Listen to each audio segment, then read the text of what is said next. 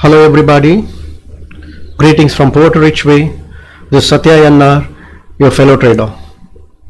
In this basic concept series, I am discussing about how much money you require to trade. The most important question that is asked by all fellow traders once you start mastering the trading system: how much capital do you require? This discussion I am doing in a three-part session. So the way in which I evolved, I categorized into three parts. Initially, when I started in terms of thinking the financial capital, initially after mastering the trading system, when I was thinking that I should enter the live trade, the immediate question that posed me was how much of the financial capital do we require? In fact, even before learning this particular system, that was always there in the back of the mind. Is it affordable for me to learn and then start trading? So the way in which I evolved, the steps, I categorize myself in three ways, which I thought I will share with you. One, starting the conventional way.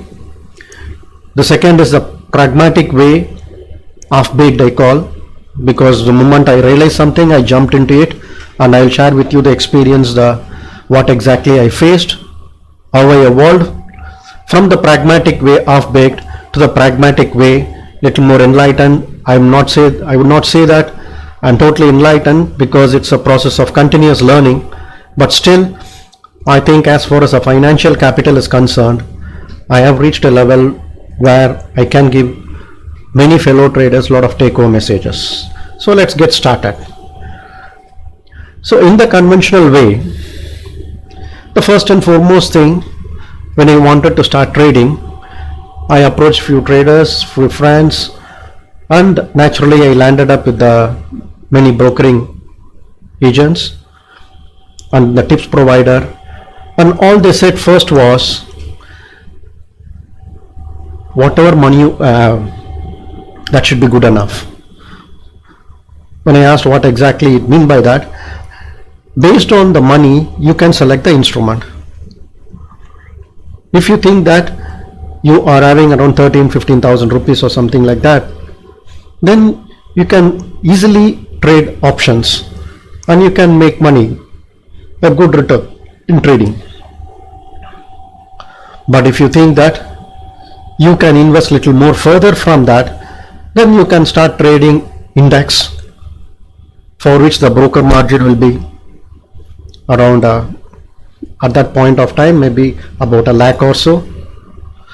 Or you can also start playing with the stocks future.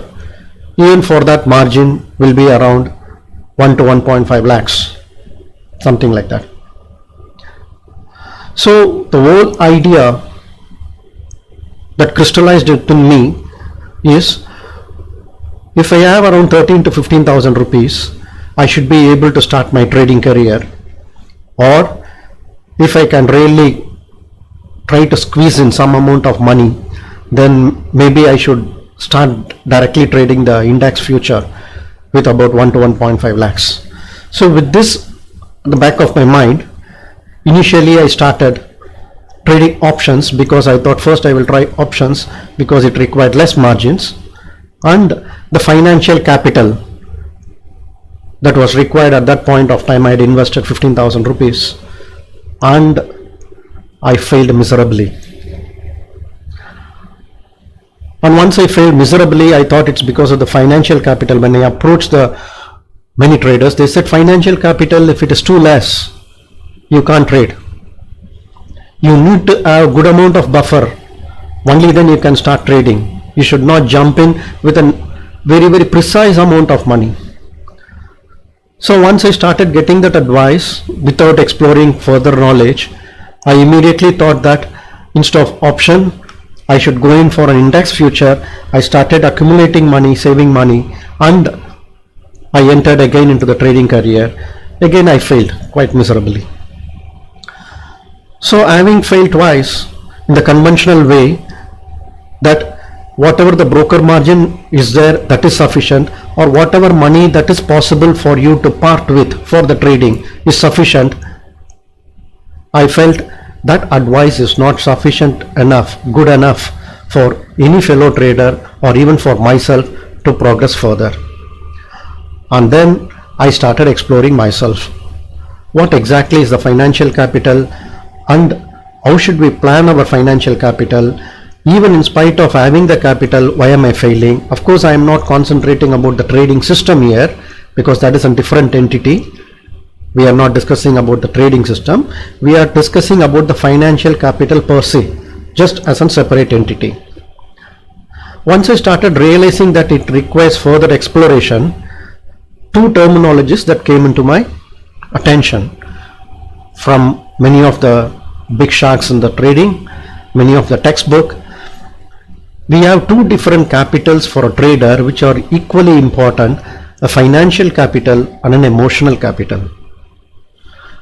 And each of this is so much interlinked, especially the emotional capital has got so much of feedback mechanism over the financial capital. Your financial capital can never be preserved if you don't have a complete understanding of an emotional capital.